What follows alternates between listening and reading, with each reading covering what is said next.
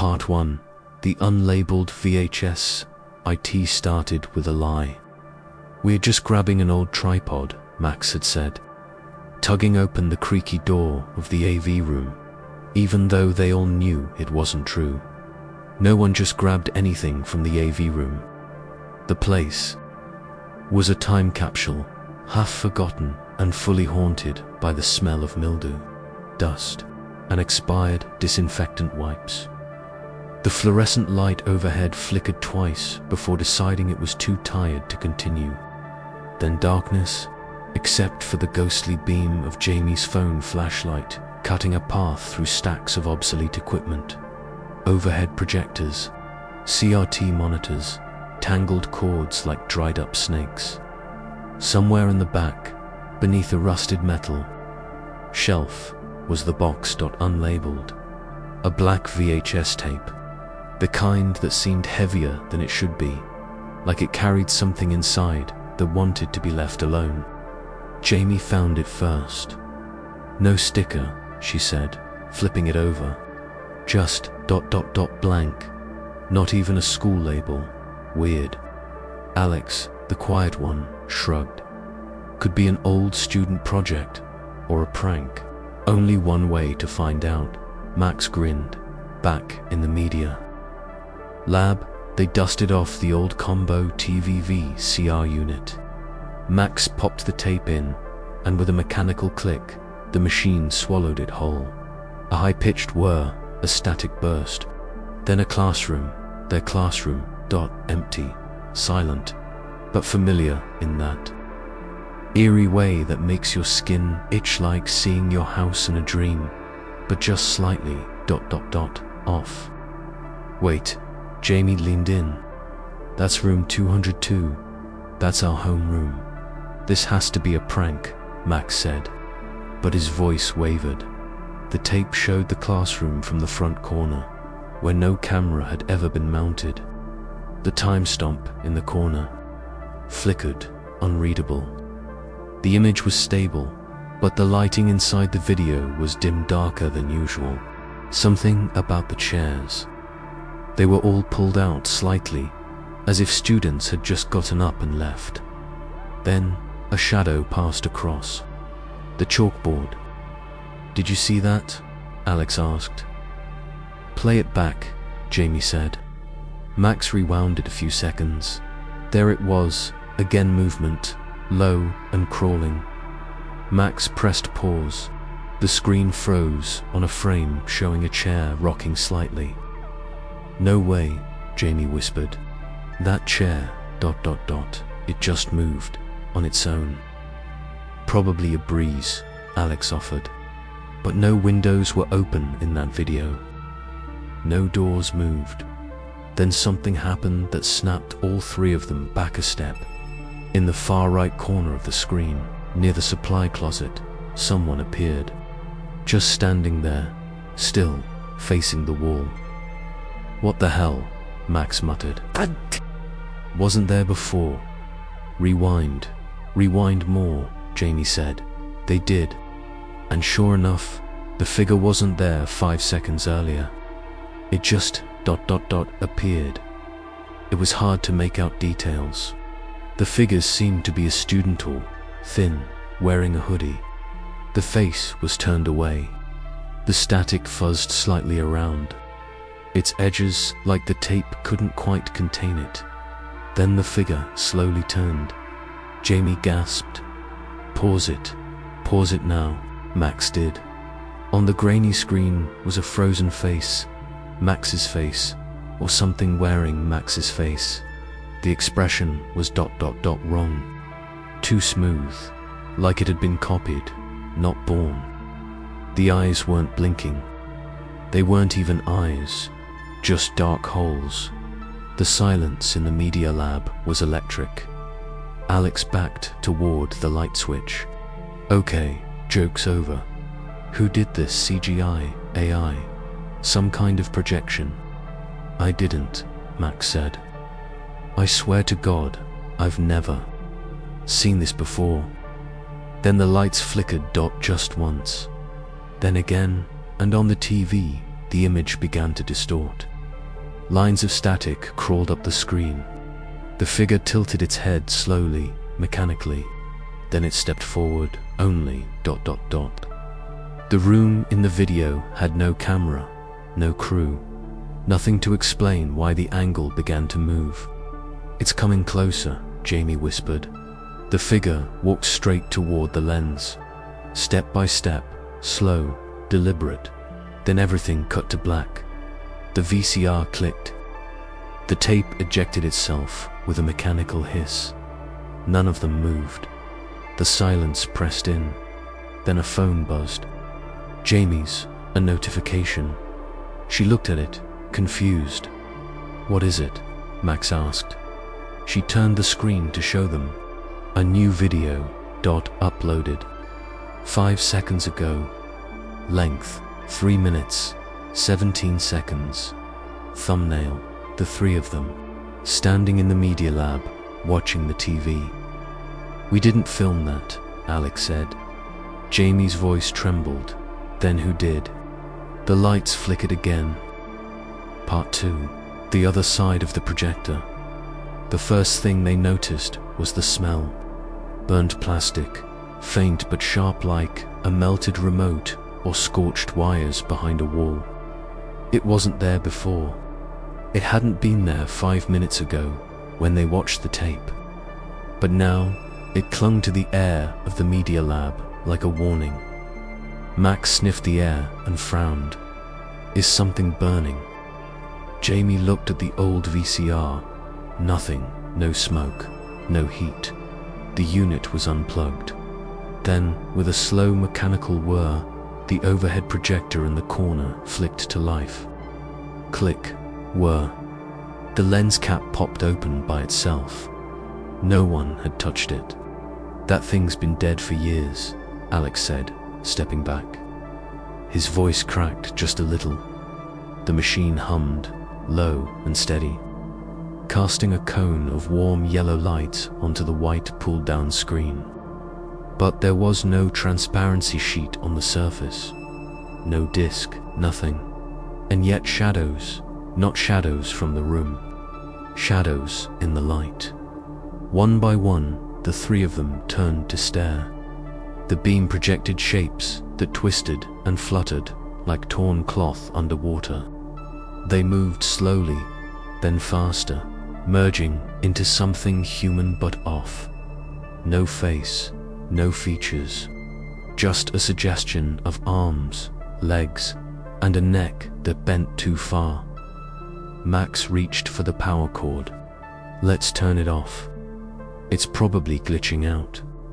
He yanked the plug from the wall. The projector stayed on. The light didn't even flicker. That was when the place speakers dust-covered, wall-mounted relics of the 90s crackled to life. A low, static hum bled into the room. Then came laughter, not cheerful laughter, not even human laughter. It was a sound you'd expect to hear deep underground, behind a sealed door that had no key. High-pitched, choking, distorted. The kind of laugh that mimicked joy but didn't know what it meant. Jamie clapped her hands over her ears. "It's not coming from the TV," she said. "It's the school PA system." Alex stared at the projector screen. "Look," the figure on the screen jerked into motion. Its limbs didn't move naturally. They stuttered like frames missing from a film reel.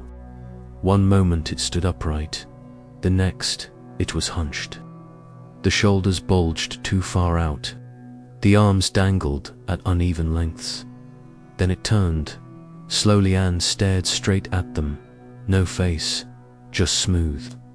Pale skin stretched like wax over a balloon. "I'm done," Max said, reaching for a nearby broom. "I don't care what kind of prank this is. I'm smashing that thing." He swung the broom like a bat. The instant the bristles struck the projector, the light flared, bright, blinding dot. Max stumbled back, clutching his eyes. "It burned me. It fricking burned me." But when they looked, there were no burn marks, no smoke, no broken parts. The projector still hummed, as if mocking them. Then the screen changed. It wasn't the whiteboard anymore. It was a hallway, their school hallway, the same one just outside. And in the center of the projection, the faceless figure walked slowly past lockers, dragging one hand across the metal doors. You could hear it soft like nails on denim. It paused outside room 202, their homeroom. Then it turned its head as if it heard something, and began walking again, toward the media lab. Jamie backed toward the door. "That's live. That's not a recording." "It can't be," Alex said. "The projector doesn't even have a camera." Then the screen glitched dot once, twice, and suddenly the image changed. Now the screen showed the inside of the media lab. Them, watching the projector, Jamie, Max, and Alex Gort, in a grainy loop, standing just as they were now. Max frozen mid-reach, Jamie backing up, Alex staring forward. But their reflections on the screen didn't match their movements. Max moved his hand. The screen Max did not. Jamie stepped left. Her projected self smiled. Alex spoke. The screen version said nothing, just blinked slow and deliberate. "We're not watching it," Jamie whispered. "It's watching us." The laughter returned, louder this time, bouncing off the walls. The figure reappeared, closer than before. On the screen, it stood behind Jamie. She turned around, nothing there. But the temperature in the room dropped. They all felt it like standing in front of an open freezer door. Max, despite everything, walked forward. He reached up and yanked the projector screen upward. Darkness. The projector light now hit the bare wall. There was nothing on it. For a moment, they all breathed.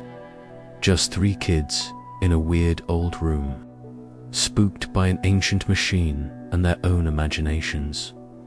Then the projector whirred louder. The screen lowered itself. The image returned. Same hallway. Same figure now. It stood directly outside the door. Bang! The door to the media lab shook. They all froze. Bang! Dot again. Alex backed up toward the emergency exit. "We need to go now." Then silence. The lights came on. The projector powered down. The speakers went dead. Everything was normal to normal. Jamie picked up her phone. "I recorded it, I swear.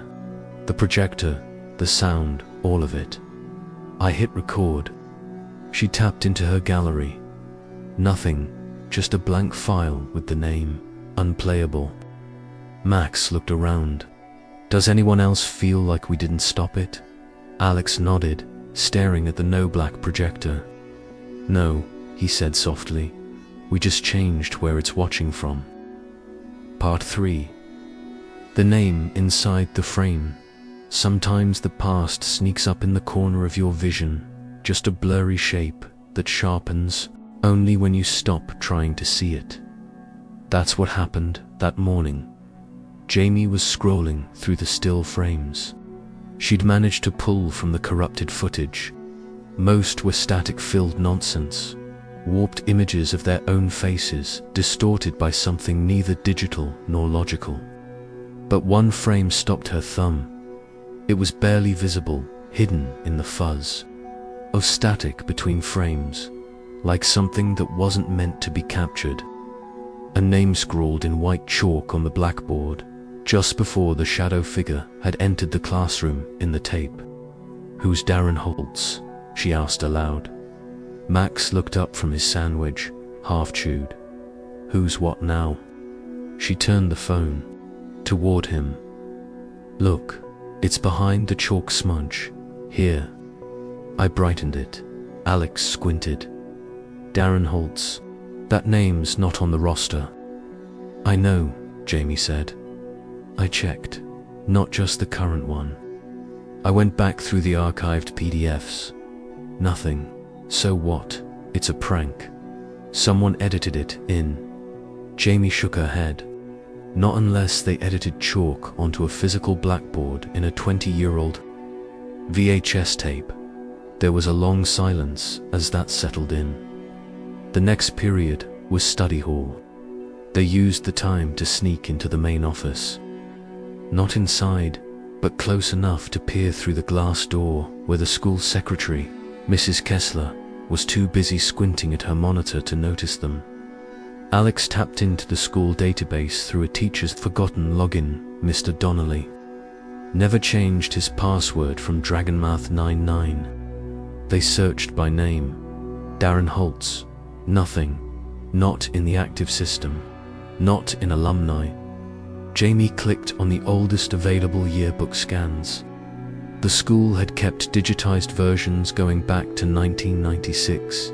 If he was on that chalkboard, it had to be before this, she murmured. We had a fire in the 90s, Max said suddenly, didn't we?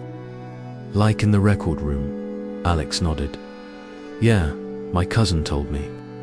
Happened in 95. So if Darren Holtz existed before that, he got erased. Literally, Jamie said. The silence between them was heavier this time. Jamie leaned back. Her chair creaked. Let's ask someone old enough to remember. They found Mr. Lasky in room 108. Everyone called him the dinosaur, not just because he taught history, but because he was history. 41 years at the school, beard like steel wool, and a memory so long he could recall your GPA before you. Diddy didn't even look up when they knocked, just waved them in with his yellow chalk-stained fingers. What do you want, troublemakers? Max grinned. We have a weird question. Do you remember a student named Darren Holtz? Mr. Lasky paused, mid-grading. Slowly, he put his pen down. The clock ticked behind him. He looked at each of them carefully. Why do you ask? We found his name, Jamie said, on a VHS tape from the old AV room. It was written on the blackboard, but no one in admin knows who he is. No records, nothing. Online, Lasky's lips thinned. I haven't heard that name in a long time. So he was real?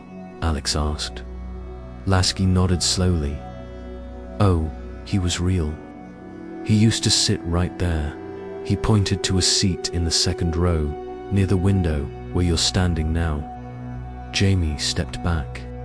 But he disappeared, Lasky added, voice dropping. October 14th, 1994. Just didn't come to school one day. Rumor was he ran away. No one found anything. Cops looked. Parents moved away 6 months later. Max frowned, and the school just forgot about him. Lasky shrugged. We didn't forget. But some things the district would rather bury. Jamie hesitated. Did he act ... weird before he disappeared? Lasky exhaled slowly, eyes clouding. He used to talk about echoes. Said the projector talked to him. That he saw his own face moving when he was still. No one believed him.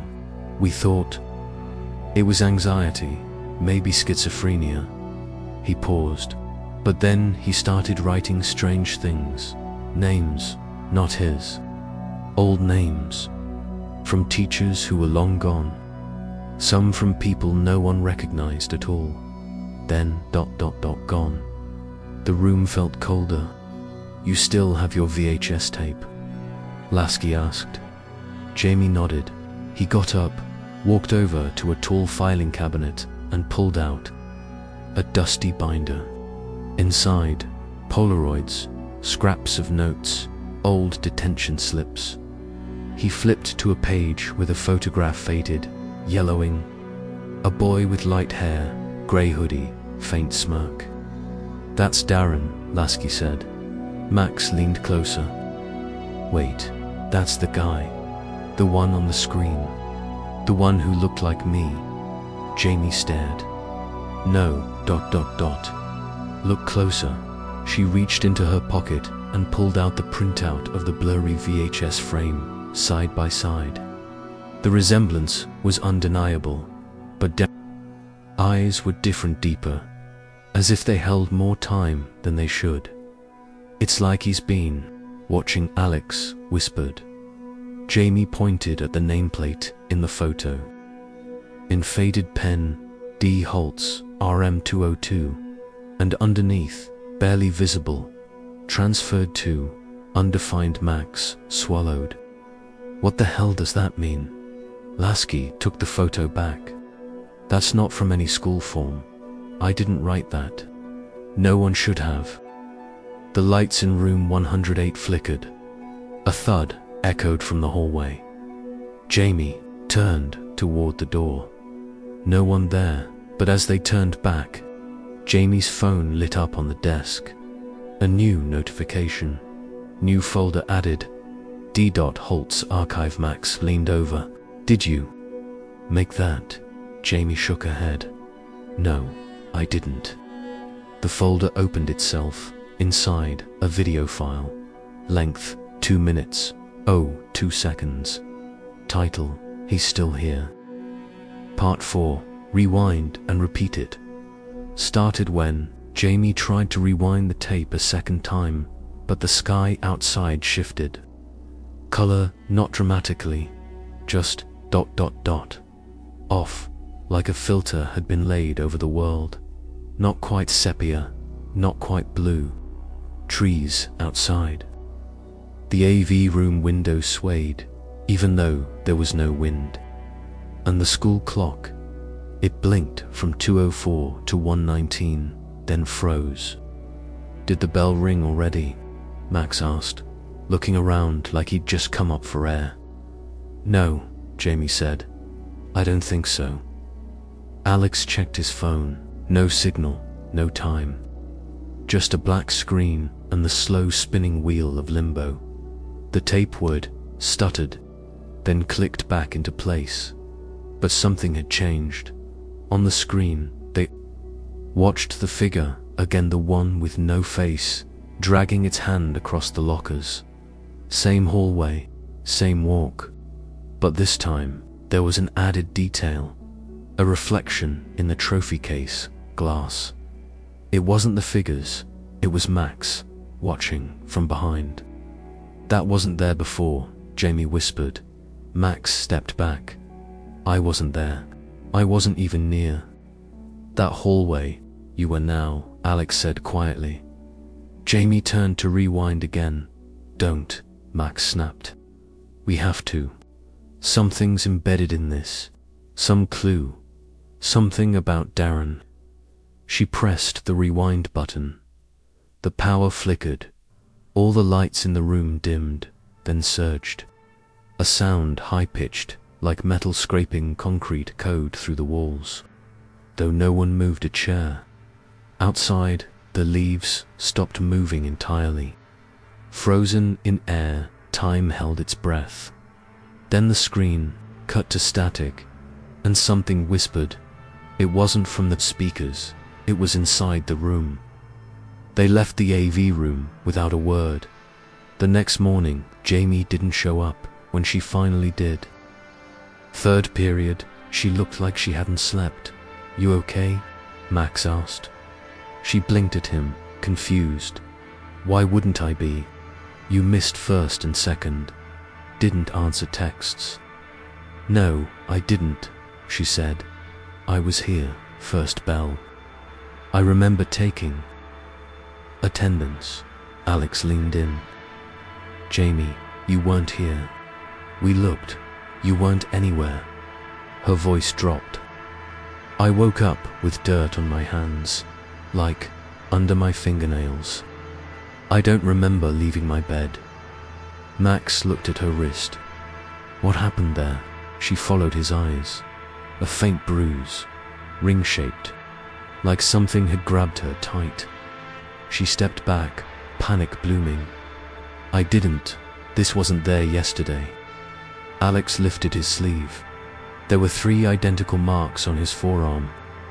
I had a dream, he said. Or maybe not a dream. I was standing in the AV room, watching the tape rewind. But I wasn't me. I was watching me, from the projector. No one said anything, until Max muttered, "What if?" It's not just the tape. We're rewinding. Jamie blinked. What do you mean? What if every time we hit rewind, it's rewinding us too? They went back that afternoon. The AV room was darker than usual, dimmer, as if the walls absorbed light, as if the room remembered. Jamie held the tape like it was a venomous thing. One more rewind, just a few seconds, to that moment in the hallway. I need to see the reflection again. Max said nothing, just stood by the door like he wanted to run. The tape rewound. This time, the machine groaned. The image blinked, then showed something new. It wasn't the hallway anymore. It was Jamie's bedroom. Last night, dark, quiet, the blanket rising and falling with her breath. In the corner, barely visible, the outline of the faceless figure. Watching, Max lunged for the tape. We're done. We're done. This thing isn't just playing.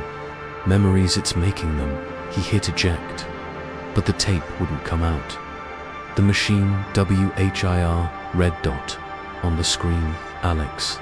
Asleep at his desk, blood dripping slowly from his nose. Jamie grabbed the power cord and ripped it from the wall. The projector powered on dot by itself. Its lens spun. The screen lowered, and on it, the 3 of them, frozen in place. Watching the screen, only Jamie noticed first. The version of herself on the screen wasn't moving, but her eyes were different, too wide, too bright. Watching her, Alex's image blinked, then smiled, but Alex wasn't smiling. Max's image slowly lifted its hand and waved. The lights went out when they came back on. The screen was blank. The tape had ejected itself. Smoke curled gently from its edges. Jamie picked it up with trembling hands. There was something scrawled on the side now, etched in deep scratches. Rewind equals RETU, and Alex stepped back. We've been going back every time, but not to the same place. Max opened the door. The hallway outside looked the same, almost, but the posters on the wall advertised events from 1994. Jamie gasped, "Guys, ... the school. It's not ours," Max said. The tape hissed in her hands, and somewhere, just down the hallway, someone began to rewind. Part 5. The final editor. Some handwriting. Looks familiar even when it shouldn't. Like a dream you never remembered having until the moment. You see it scrawled in ink. Max stared down at the notebook in his hands. It was dusty, worn, and dated in red marker. A vlog, spring 1997. Inside, the first few pages were what you'd expect. Equipment, checkouts, TV cart inventory, projector bulb replacements. But 20 pages in, the tone shifted. Jamie flipped the page. Her breath caught dot in blocky, uneven writing, like someone scribbling in the dark. If you're reading this, the tape has picked you. Stop watching. Stop rewinding. It knows now. A second line, shakier. Do not trust your own voice. It will lie in your sleep. And below that, a name signed in ballpoint pen. Faded almost white with time, Max Cartwell. The room went completely still. Max took a full step back. That's not me. I didn't write that. Jamie stared at him. It's your name. It's not my handwriting. But it was, perfectly so. Alex held up Max's planner, flipping to a random page. Math notes. A doodle of a crow, and Max ISO and Mr. slightly slanted script. It matched. That notebook is from 1997, Alex said, voice tight. You were born in 2007. Max laughed, but it sounded like a mistake. Okay, so someone forged it. Copied my handwriting. Easy. In 1997, he had no answer for that. They found the notebook hidden behind the old projector cart in the AV room, tucked between a wall panel and the concrete foundation. Someone had stashed it deep, where no curious hands were supposed to reach. But the page numbers didn't match. Somewhere between pages 22 and 23, the numbering restarted. Not by accident. A second section began, in a different ink. Same signature at the bottom. Max Cartwell. The entries turned erratic. Scribbles, diagrams, timestamps with no context. 10:44. Mirror blinked. First 12:02. Voice under static said not yet rewind equals submission. Fast forward equals denial. Pause equals exposure. Then a single, boxed note, circled 3 times. The editor chooses one. One always edits. One always forgets. Alex whispered, who's the editor? Jamie didn't answer. She was staring at the margin of the last page. Someone had drawn a thumbnail-sized sketch of a faceless figure. This time, its head was tilted back. Mouth stretched wide, as if screaming, but no sound came from the image. Just lines, lines that somehow felt loud. Max snapped the book shut. I'm done. I didn't write that. It's not me. But what if you did? Jamie said. What if it was you but not now? Alex added. Or not here. The overhead lights buzzed, flickered, then steadied. Jamie walked to the ancient VCR, the tape still inside. She didn't touch it, just stared. This thing doesn't want to be watched. It wants to be edited. Someone's doing it. Someone always has. You think Max is? No, she said. Not this Max. Then she held up the notebook again. Look at the final entry. They leaned in, scrawled at the very bottom of the last page. If you don't remember writing it, that's how you know it's real. The bell rang overhead, but it didn't sound quite right. Too slow, drawn out. Like someone playing a school bell from a tape that had warped. Alex looked outside. Guys, it's snowing. Jamie frowned. It's April. Max went to the window. Snowflakes drifted down, but they didn't melt. They hung in the air, paused mid-descent, as if time had slowed just in that pocket of space. The projector turned on. None of them touched it. On the screen, the AV room, same angle, same lighting, but no one was there, until a figure walked in. Hoodie, slouched shoulders, familiar build. It sat where Max was standing now, and began writing in a notebook. No, Max whispered. No, no, no. Jamie stepped forward. Look, the pen, the hand, that's me, on screen. Max, older or maybe not, paused, looked up, turned to the camera, faceless, not blank, not shadowed, just smooth. Erased, then it raised a hand, and clicked rewind. The screen filled with static. The tape inside the real VCR began rewinding by itself, and Max, he stepped back, or thought he did, but his feet wouldn't move. Then he blinked and found himself sitting alone in the AV room. The others were gone, just the notebook in front of him, open, a fresh page, waiting, the pen in his hand.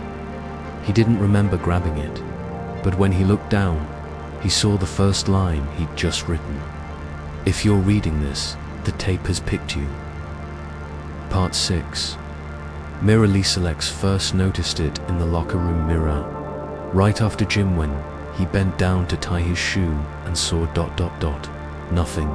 Not a blur, not a flicker, just nothing. The mirror showed every detail of the tiled room.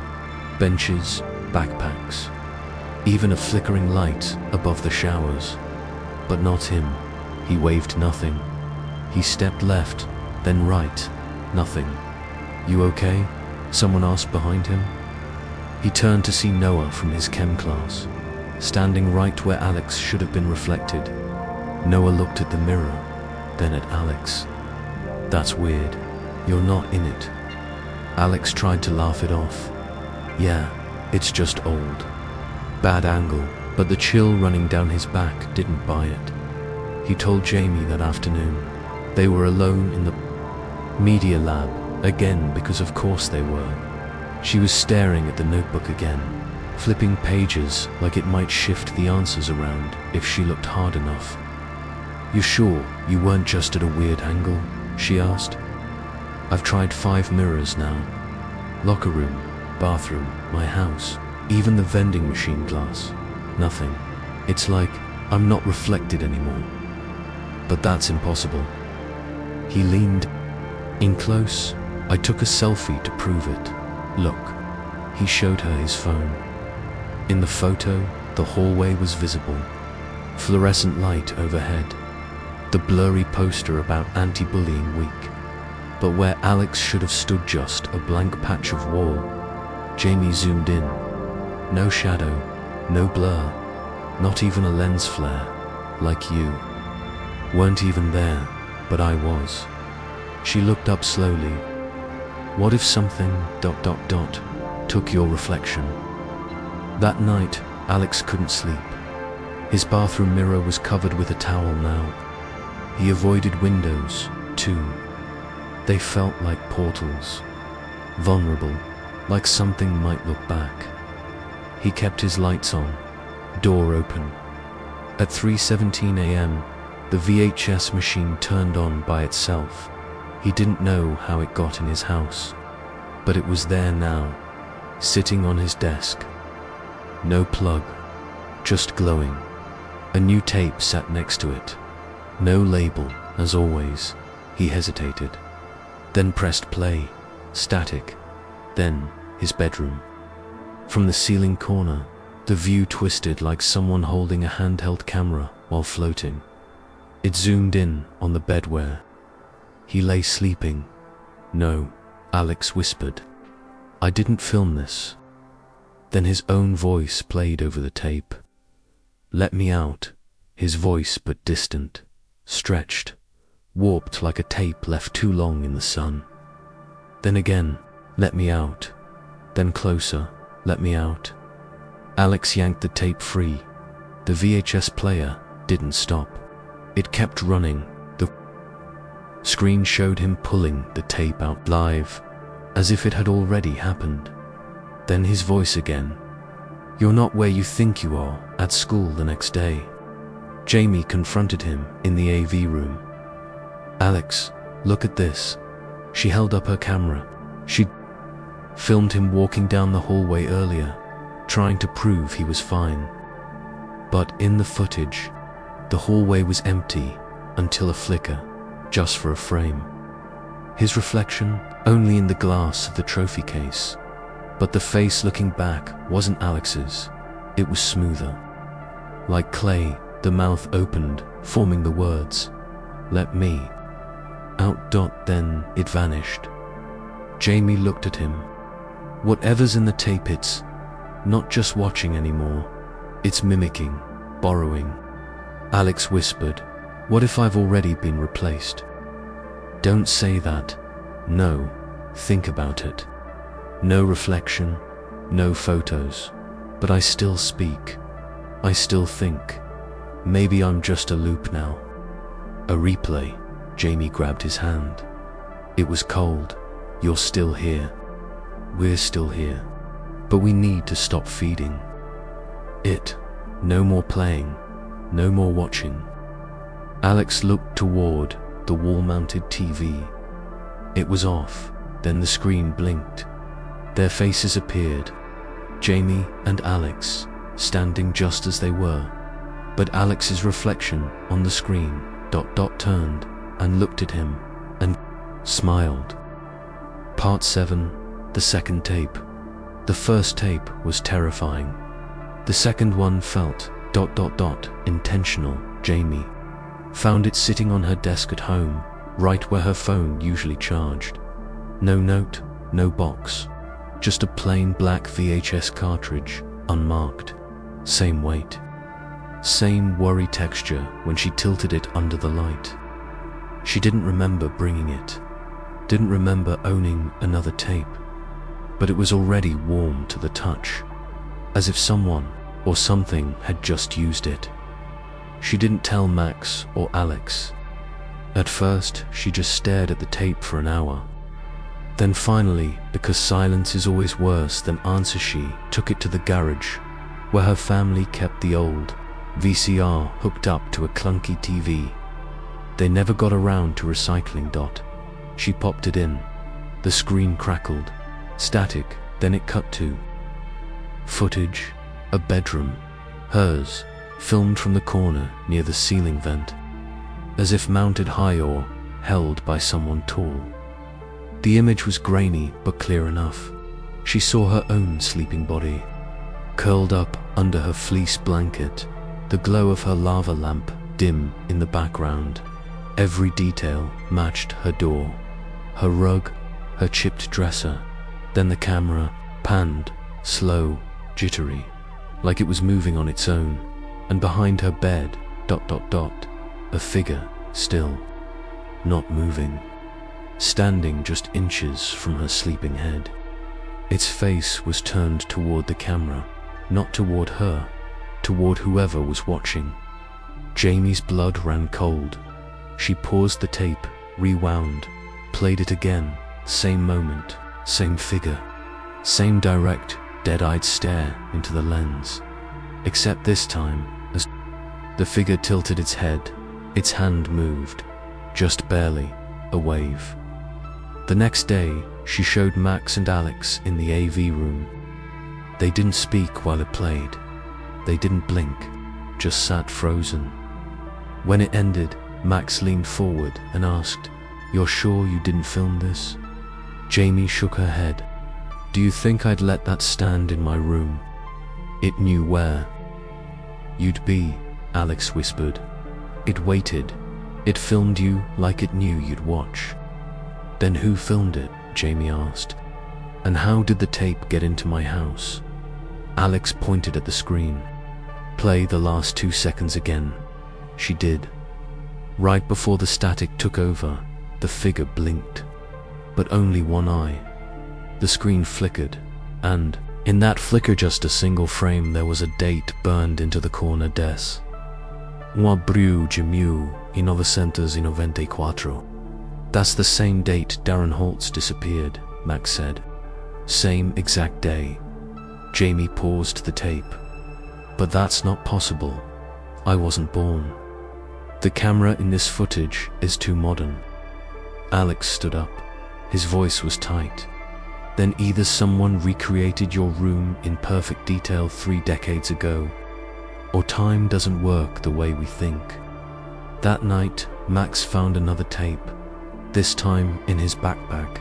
It hadn't been there at school, but now it was, wrapped in an old AV Club handout from 1996. The paper was yellowed and smelled like stale pencil shavings. He didn't press play, not yet. Instead, he took a photo of it and sent it to Jamie. 5 seconds later, his phone glitched. The message was gone. In its place was a new voicemail. He played it. His own voice spoke. "Don't let them see the third tape. If you do, they get out." Then silence. No static. No end tone. Just silence, so loud it filled the room. The next morning, the AV room door was unlocked when they arrived. No one had keys but faculty.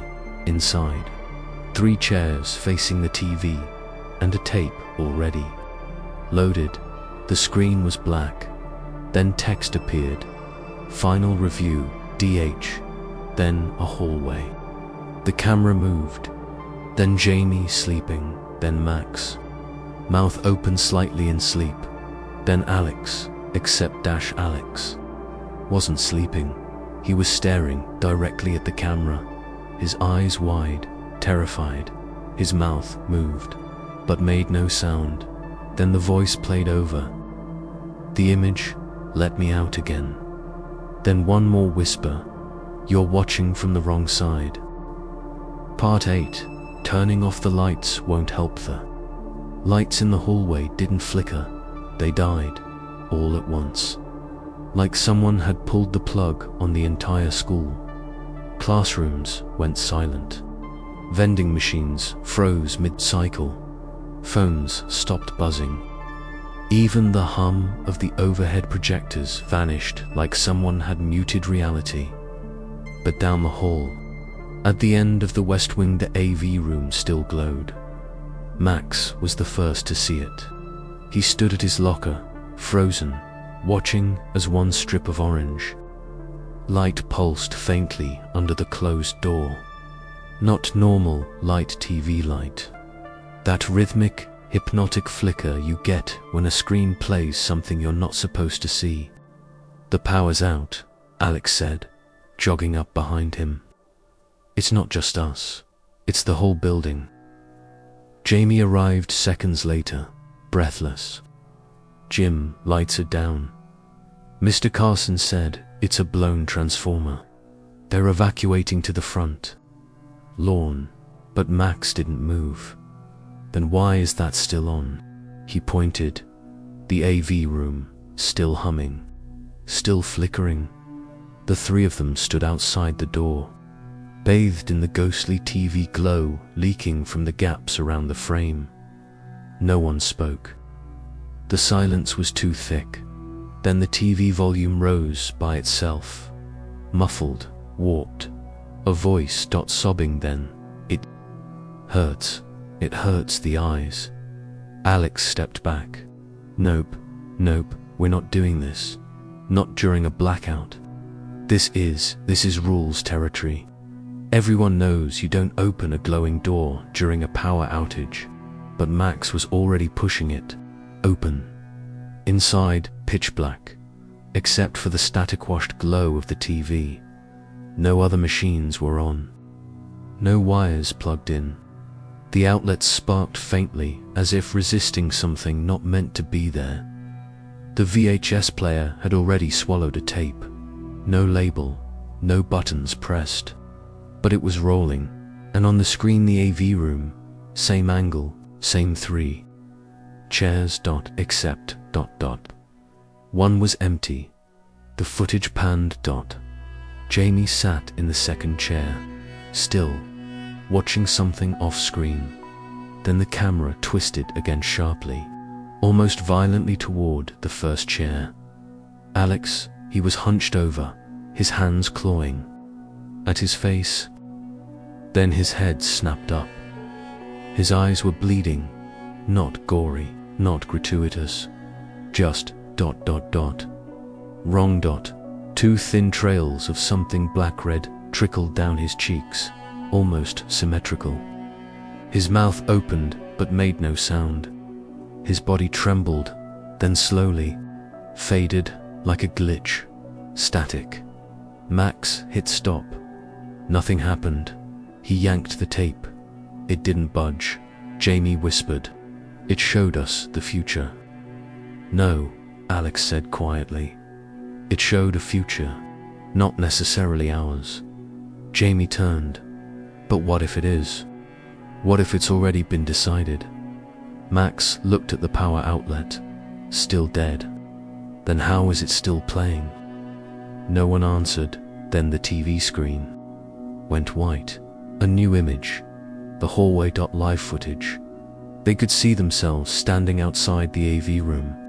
From behind and slowly frame by frame, someone else entered the frame.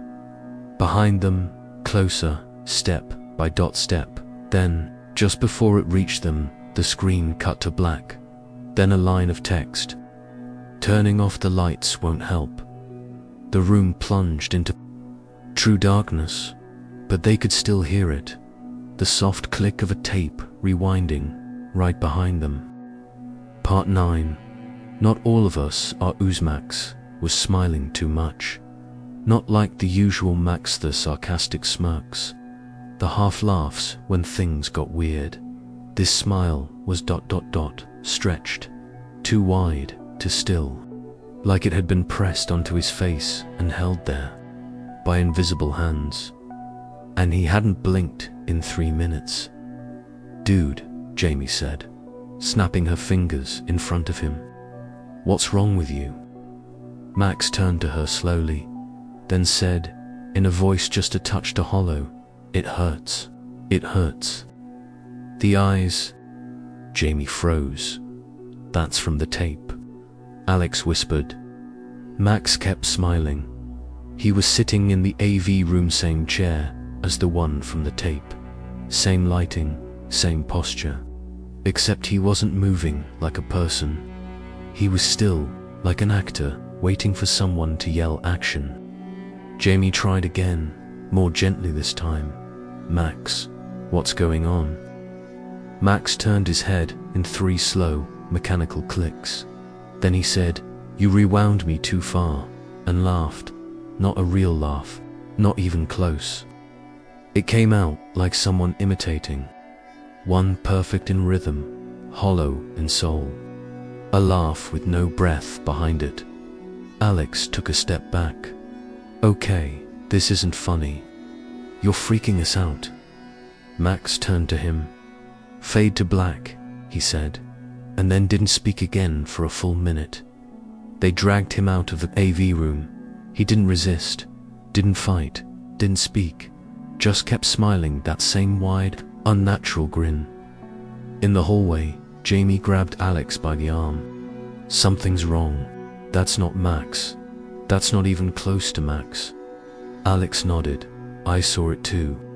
He's repeating lines from the tapes. Word for word, the one about the eyes. That was from part 3.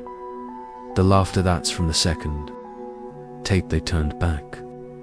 Max was standing in the center of the hallway now, still, arms at his sides, head tilted and humming, the same 4 notes that played in the static. After every tape ended, Jamie whispered, "He's stuck." Alex frowned. "No, he's replaying." They went through everything. Max's locker, his backpack, even his phone. No new tapes, no notebooks. But in his hoodie, Pakuta Polaroid, an old photo, yellowed at the corners. In it, Max, Jamie, and Alex, sitting in the AV room. But Max's face was blurred, not scratched, not torn, blurred like motion captured in stillness. Jamie flipped it over, on the back, in crooked handwriting. "Not all of us are us." She dropped it. That night, Max showed up outside Jamie's window. She didn't hear him walk, didn't hear a knock. He was just there, standing, smiling. When she pulled back the curtain, he raised his hand and tapped the glass once. Then he mouthed, "Let me back in." She stepped back. Her phone buzzed. A new voicemail. It was Max's voices. "Real voice, Jamie, if you're hearing this. I think it got me. The thing in the footage, it's copying me. If I start saying lines from the tape, if I smile too long, ... that's not me. Don't trust me. Don't let me in. Not until you're sure it's really then static." She didn't open the window. She didn't sleep either. In the morning, Max was gone, but at school, he was back. Sitting in homeroom, answering questions, cracking jokes, wearing the same clothes from the night before. Except now, he blinked just once. Jamie pulled Alex aside. "What if that isn't him?" Alex didn't answer, just reached into his pocket and pulled out the Polaroid again. Now all 3 faces were blurred, even Jamie's. At the end of the day, Max walked with them to the AV room. He seemed normal, almost too normal. He reached into his bag, pulled out a tape, unlabeled, double quotes. Found another one, he said. Let's watch it. Jamie hesitated. Where'd you get it? Max smiled, wide, still. Don't you remember? He said. We brought it together. Part 10. The tape is still recording. They unplugged everything: power strips, batteries, even the emergency backup box hidden behind the AV room cabinet. But the camcorder's little red light stayed on. That was the first sign. The second came 30 seconds later, when it started recording on its own. No one touched it. No one pressed the button. The screen flickered, blinked blue, then black, then settled on the familiar frame of the AV room itself. Only this time, the footage was live, and they were in it. Earlier that afternoon, before any of the weirdness started, everything had felt almost normal. Rain tapping against the windows like an impatient drummer, fluorescent lights buzzing overhead. The scent of microwaved mac and cheese still lingering in the hallway from lunch. Dylan had made the call. We're destroying it, he said. All of it. Every tape, every cord, every weird remote and glitchy VCR. We burn it all. Mira didn't argue. Neither did Jordan. They'd seen too much. The first tape had shown them sleeping. The second, bleeding from the eyes. The third, well, Jordan still hadn't talked about what he saw on the third, but they all agreed it had to end. So they gathered everything in the AV room stacked, the old VHS tapes in a dusty crate, unplugged the wheezing tube TV, wound up the cables. Like nooses, Dylan brought a hammer. Myra held a lighter, flicking it on and off with shaky hands. The plan was to go to the courtyard after school, smash it all, burn what they could, maybe even dig a hole. The only thing they didn't pack was the camcorder. It sat on its tripod in the corner, almost like it had been watching them decide its fate. And by the time they noticed the red light blinking, it was already too late. Did you press it? Mira asked. No, Dylan whispered. Did you? Jordan shook his head. On the flip-out screen, the AV room stared back at them in real time. They could see themselves, from the camcorder's angle, Jordan closest to the lens. Then Dylan by the TV cart, Mira near the door. It was recording. They were being recorded. Jordan moved. On screen, Jordan moved. He raised his hand. On screen, his hand rose a half-second late. Not quite live. It's lagging, Mira said. No, Dylan said slowly. It's predicting. He waved both arms in a random pattern. The screen copied him a moment before he actually did it. Then Mira gasped. Look, on screen. She stepped forward. Then, in real life, she stepped forward. But in the footage, as she moved, something behind her flickered, a shadow. Just for a frame, then it was gone. The tension cracked like glass under pressure. Jordan lunged for the camcorder, but it wouldn't stop. The buttons didn't respond. The battery couldn't be removed. The plug wasn't even connected. This doesn't make sense, he yelled. It shouldn't be on. Then it's not on, Dylan said quietly. What? Not on ... here. They all turned to look at the screen again. This time, the camcorder showed the AV room but empty. No one there then. One by one, figures began to appear. Jordan, then Dylan, then Myra. But something was off. Their movements were stiff, robotic. Their faces slack, eyes wide and vacant. Jordan's reflection turned toward the screen, then slowly, eerily tilted its head and vanished.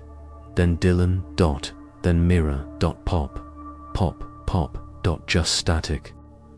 That was us, Myra whispered. That was us, disappearing. The real Dylan backed toward the door. We have to go now. Before the screen lit back up, one figure remained, standing still, breathing, its face slowly turned toward the lens. Expression unreadable. Then, finally, the mouth moved. Not a word, just a smile. The smile widened, cracked, unnatural. Then the figure pointed. Jordan, what is it doing? Dylan muttered. It's not pointing at him, Myra said, her voice flat. Then it's pointing through the screen, at whoever's watching. The camcorder started worry again. A low, mechanical hum, like an old tape rewinding itself. The lens zoomed in on a single eye, wide, unblinking. The last person on the screen leaned in close, inches from the glass, and then, as if whispering, to the viewer through a pane of invisible glass. Their mouth moved, but there was no sound, only static. The tape was still recording, and the last person to look directly into the lens was you. Hello everyone, I'm Ceoz Stories. Thank you for staying with me until the very last moment. If that story gave you chills, made you jump, or simply kept your eyes glued to the screen, don't hesitate to hit the like button to support the channel. Share this video with friends who enjoy these sensations too, and don't forget to leave a comment with your thoughts, or even share strange things you've personally experienced, because I'd love to immerse myself in your stories as well. If you're eager to keep exploring untold mysteries, shadows that remain nameless, then subscribe to the channel and turn on the notification bell. A new door will open every day. Are you ready for the next story?